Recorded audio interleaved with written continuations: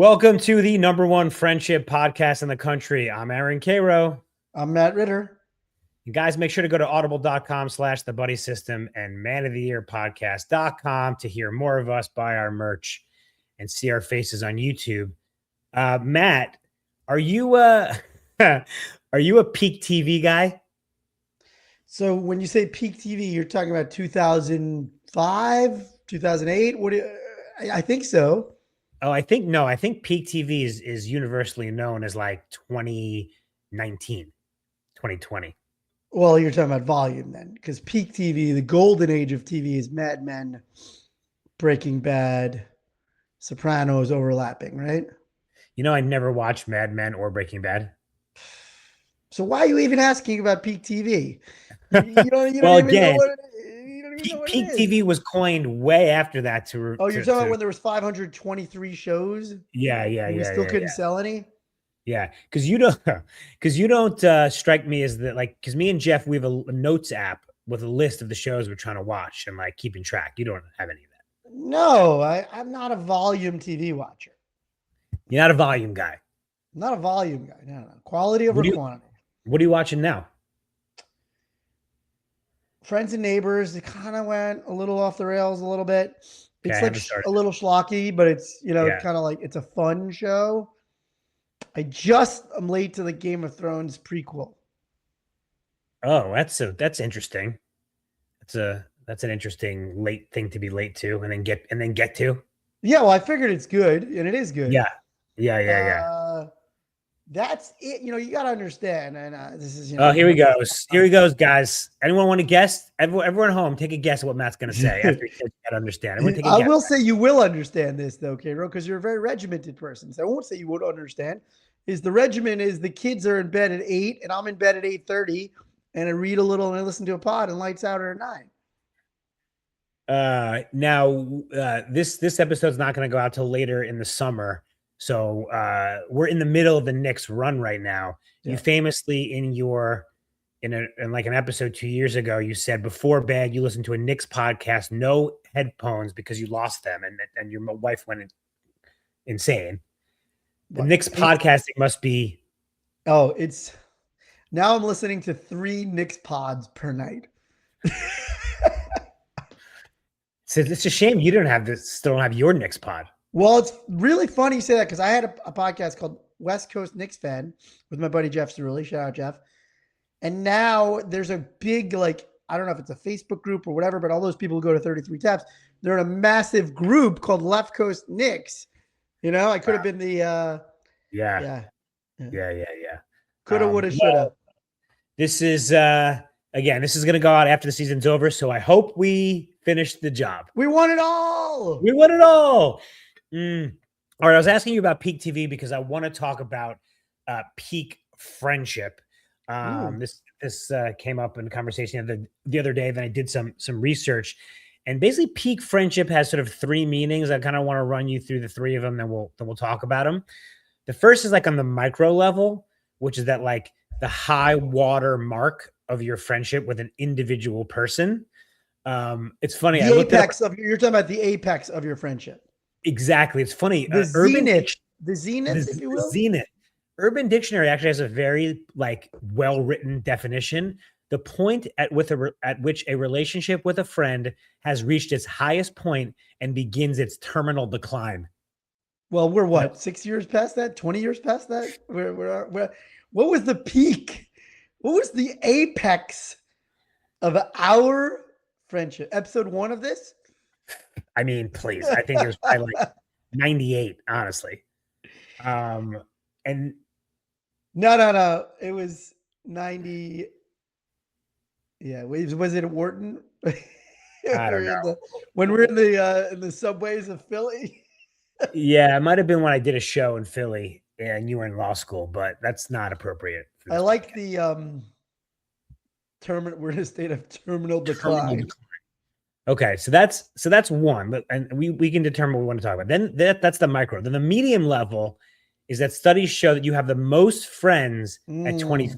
So an individual person usually has the most friends at 25. You've just graduated college, and then you're on a terminal decline after that, although we're trying to reverse that with the buddy system. So that's more like the peak of socializing.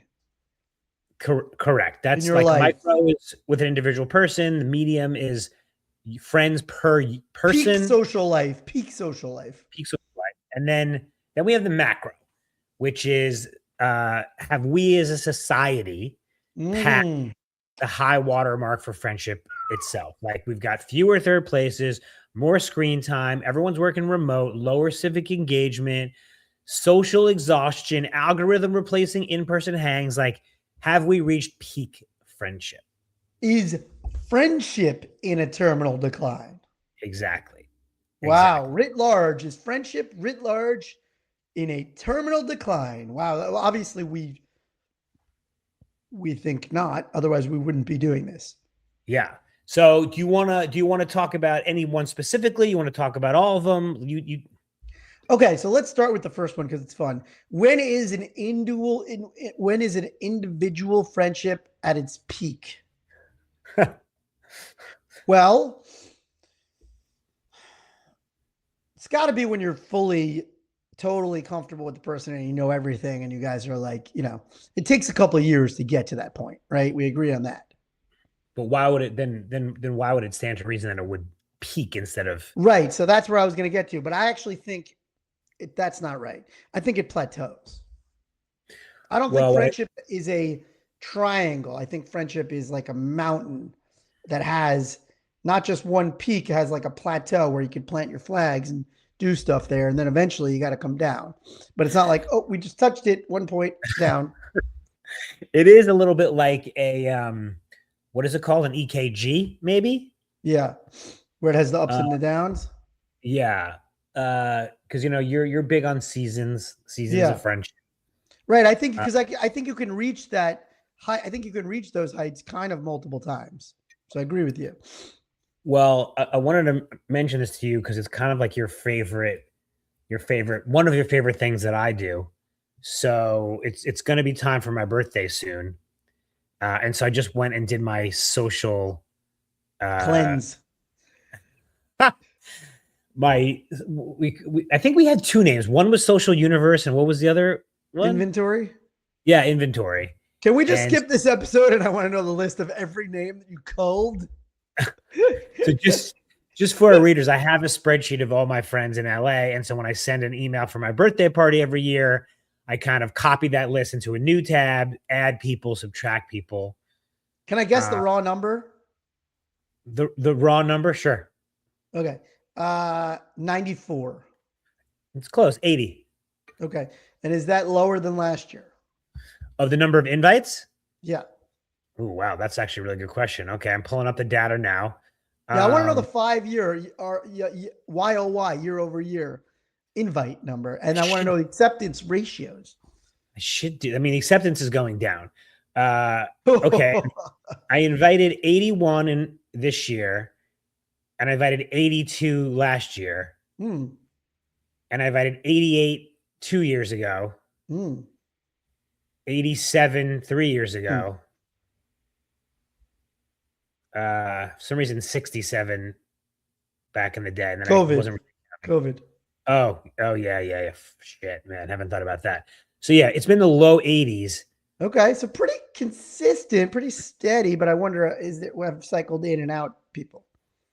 So in 2023, 53 people came. That's huge. I think that was like first big birthday post pandemic. And then 45 over 60%. Yeah, that's true. Yeah, wow, he's doing right. But then 3 years ago, 35 people came. Last year, 30 came. All right, so that's under 40%. And this year it's on, the tracking is low.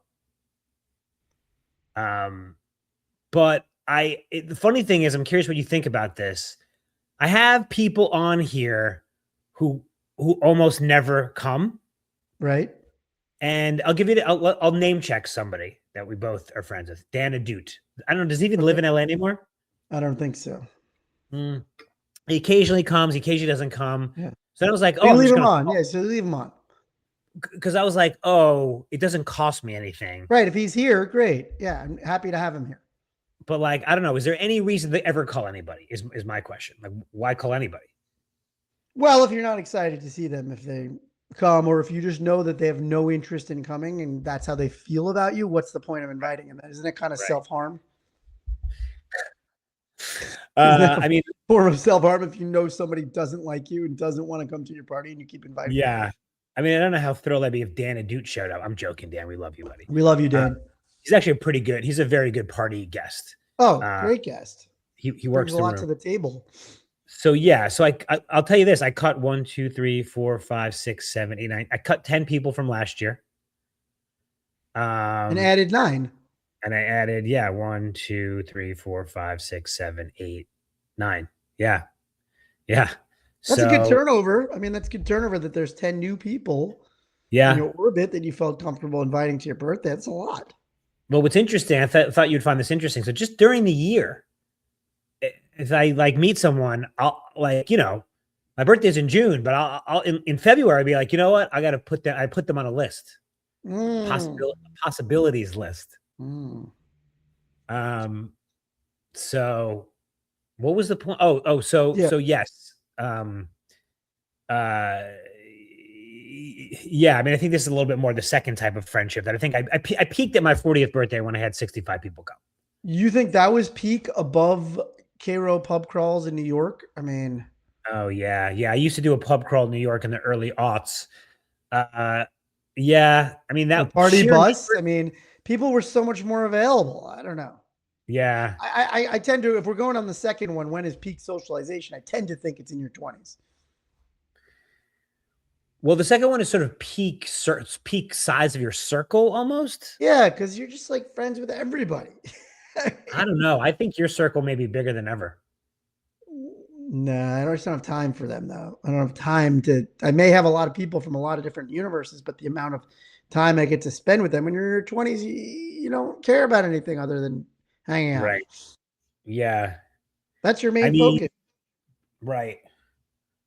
It's true. I mean, listen, now that I have a girlfriend, you got less time to just bro out. Yeah. I just think, your 20s, you got roommates, you've got your work friends, you got your college friends. I mean, you're just like extending the college vibe. And then you have a little money and you can go drinking and whatever.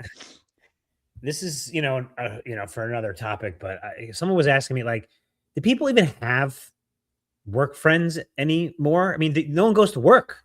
Well, I think it is a big problem. But I saw there's a guy who works a couple of offices down from me. Yeah. Shout out Ryan Huffman. He's got a company and he's got like people who work with him and it's like a fun vibe in their office.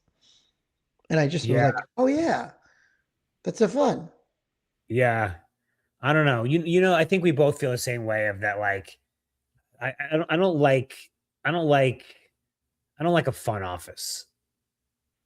Like, I don't feel the same way. I think that's great. I don't feel that. I just think it's phony, Like, we're a family. I think it can be phony, but I think it can be fun. It depends. Also, I met a guy at a law firm and he said, I moved him to a firm and he said the culture there with the associates is great. The camaraderie is great. I was like, wow, flabbergasted. Yeah. Camaraderie though is a different beast, isn't it? It's not friendship necessarily. Yeah. But still. Anyway, let's get back to the topic at hand. So friendship, look, the second part, when does peak social? I mean, it's got to be in your 20s. Just a sheer amount of times you go out, the amount of like just surface area that you're putting yourself out to friendship, and you're not, I don't know, you don't start getting closed off about things. Yeah, no, I totally agree. It says research suggests that our social networks may shrink from when we're about 25 on. It was a study carried out by scientists at Oxford. Wow. They looked at the phone call records. How did they do this? Of 3.2 mobile users across Europe. 3.2 million? 3.2 million. The data included age and gender of the mobile users. Illegal data breach. I think it's probably like 25 to 32 is peak. I mean, I think also the whole thing of delayed adulthood, people are like getting married later. I mean, listen, my parent crew, we're living it up here. We're living it up. Right. We Yeah. have extended. We're having a second peak of That's what I was just friendship. gonna say. Yeah. But that's because we built it and we're working at it and we're structuring it that way. It doesn't happen organically that most Right. people have a second peak. Should we take a listener question? Sure. We'll be right back with a listener question. So I'm saving this one, Matt. This one is kind of on the macro level, but I thought you'd find it interesting. Hey guys, I've noticed that almost everyone I know talks about friendship like it's a problem to solve. We listen to podcasts about loneliness, join run clubs, track social fitness, discuss boundaries, optimize group chats, and complain about how hard it is to make plans. Friendship used to seem more natural. Are we becoming more intentional about friendship in a healthy way? Or have we just turned human connection into another form of self-improvement homework? Well, I hit this directly in a recent post that I did where I said, you're doing self-care wrong if you're not including friendship. We're so optimizing everything. And it's like, friendship doesn't need to be like that. We don't need to think like, we don't need to be optimizing every aspect of our lives in that way. I agree that I think that we have over intentionalized everything and over scheduled everything to the point where the things that sometimes need a little bit of flexibility, like friendship, are getting boxed out. Could we invent a wearable that tracks friendship? Yeah. It's a Fitbit. Yeah. It Right. tracks high fives, Yeah. hugs. Yeah. How many hugs did you get? How often you're texting. I mean, people could use it because Vivek, our friend, Dr. Murthy, just had a study that came out, and I think somebody else just did a study. Just in terms of the sheer volume, we're talking less each day. There was 338 words less said this year than last year. What? Yeah, I think that was the number. I got to look this up. But yes. How can they possibly know that? I don't know, but there was another study that said we spend 1,000 less hours with our friends than we did 20 years ago. Well, 1,000 a year. Okay. I mean, those are two very different. Oh, yeah. Wall Street Journal. We're speaking 28% less than we did a decade ago. Wow. An analysis of audio data collected from 2,000 participants. Wow. That is absolutely batshit. I've never heard of that. Yeah. We're spending 1,000. People in their 20s are spending 1,000 fewer hours with friends per year than 20 years ago. 1,000 fewer hours. 1,000. Wait, hours a week less. I don't know, does that even make sense? So 1,000. Yeah, because all people used to do in their 20s is what I'm saying is hang out with their friends. So 2.7 hours a day less. So that's all the time you possibly could have. That doesn't make sense. Yes. People are just like, I'm scheduled. I'm optimized. I'm self-caring. I'm doing things alone. Everybody's doing things alone by choice. But again, this goes back to what I always say. It's like, you need to lower the bar. We always talk about this, like these invisible boundaries we've created where everybody's, oh, you can't invade my space, my time. Can we talk about this speaking thing? This is blowing my mind of all the studies. Well, you don't talk on the phone, so you're guilty of it. Yeah, but I don't talk on the phone any less than I did last year. Maybe 20 years ago. Wish we had them 4 years ago. We did 8 years. Oh, between 2005 and 2019. Okay. I mean, yes. I mean, social media wasn't even a thing then. So sure. Listen, I believe we're meant to be together, speak to each other, see each other, hold hands, hug, touch, all these things. Got it. You know what I wonder, Matt? Does the rubric of the study include voice memos? Probably not. You're not counting those. But so back to like the, like this is part of the third question. Like, has friendship peaked? I Right. think we were doing a lot of things better 20 years ago. Yeah, I do. But so she's got actually I don't even it's a she. It's got a little bit of a get off my lawn vibe, but is there something to be said for, you used to like go next door and knock on the door and be like, can Jimmy come out to play? Or ride your bike to a friend's place or call your buddy and say, meet me at the bar. And now it's like, we got a schedule and like Matt and Karo said I got a TCS. And like, is there anything to be said that's artificial? Well, look, I think we're saying two things sometimes. One is that friendship organically doesn't happen anymore as an adult because we lost a lot of these things. The third place, the workspace, etc., the phone calls, all these, things, the way that we even live, we're not even living close to our friends anymore. So we, as man of the year, have told people, hey, yes, you do need to build in some structure as a baseline, right? This is to get you out of I have no friends or I'm not seeing anybody. So you can take the guesswork out of it. We're saying that, right? But on the other side, we're not saying everything has to be structured, right? They're not mutually exclusive, right? We never said, oh, you can only see your friends if you game planned it, if you put it in the calendar. I did this other post called Doorbell Friends. I want people to think you can just ring my doorbell. People in my neighborhood, they know they can just knock on the door. I may not be available, but at least I've lowered that barrier so you don't feel uncomfortable. If you're in my neighborhood and you're walking past my house, you can buzz. It's funny too, because do you have a traditional doorbell? It's called a doorbird. It's like a ring. Yeah. Because people don't even have that yet anymore. Like it's like doorbell doesn't exist. Right. Like a ring cam. Yeah. Right. And by the way, some people hate that idea that somebody can pop a Cairo hates it. It's No, not all no these pop. things are for everybody, No pop.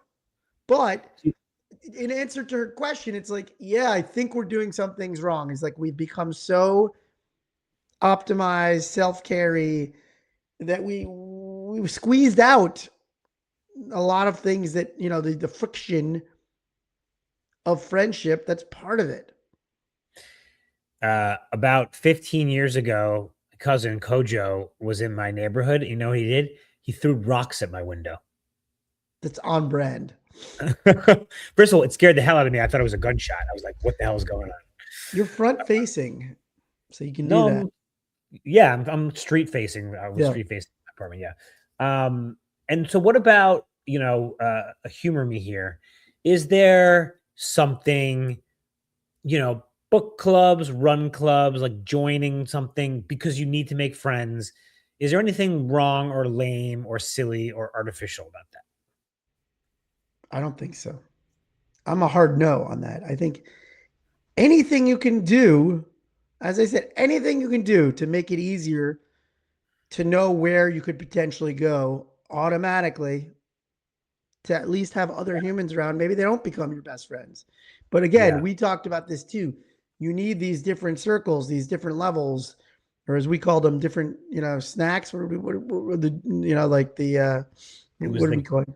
wasn't it a digging analogy or something? I forget. But the point is, you do need people that aren't even your close friends. You need to see them during the day too. What do you going back to the Fitbit thing? You and Jess are not like Aura Ring Fitbit people, right? No. Like these people are like, oh, I got a sleep score of like 7. I'm like, how well you slept. You don't need the ring for it. It's kind of funny because with Julian, we have that on the Nanic cam, Yeah. and it's like, yeah, he scores a 96 to 99. It's like, yeah, he didn't wake up. Like, duh. But does it just test movement? Movement, coughing, visits.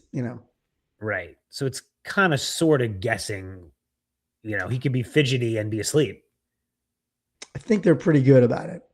Right. Yeah.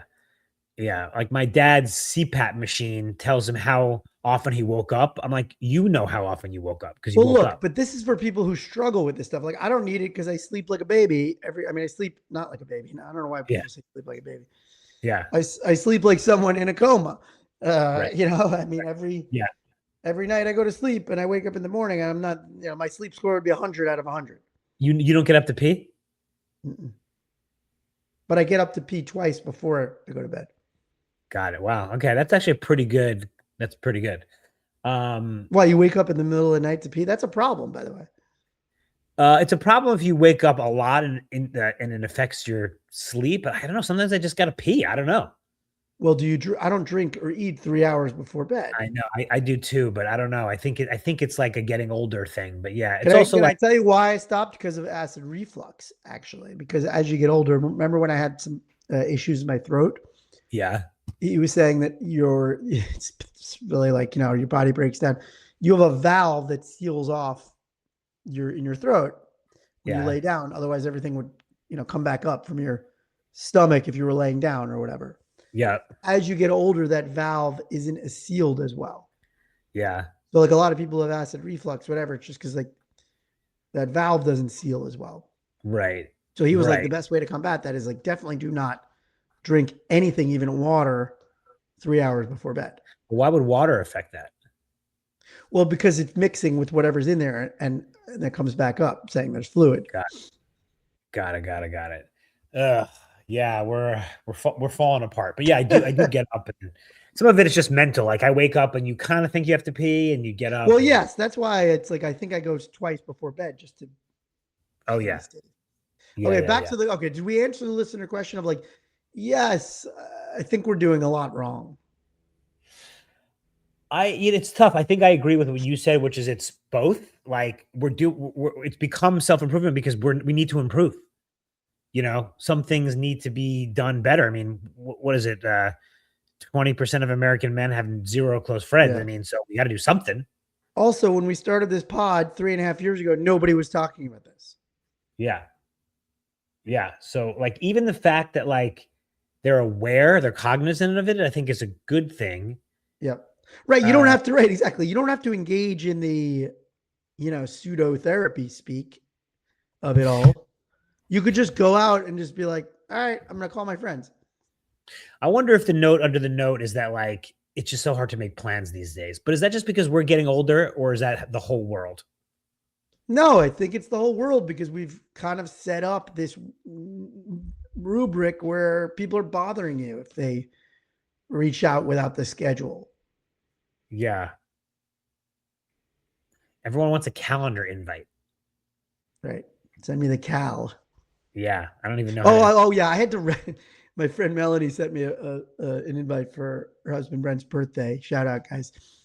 And I had to register. It said you're registered. I wrote back again, don't ever make me register for anything again in my life. Register for what? The birthday party.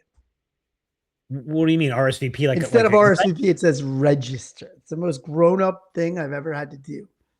What site were they using? I forget. It was a site I'd never even heard of. It's probably like the new Partiful or something, but it's not. Oh God. Do you have Partiful? Yeah. It's just like How did it it's catch not, on? I still don't get it. yeah, it's like so annoying. Yeah. Um Well, this and, one and said register, and that drove me. okay, because I thought you meant register for gifts. No, it just sent me register. Don't make me register for a birthday. Right. I mean, should I be offended that you registered for that birthday, but you didn't even respond to my birthday, which is just an email?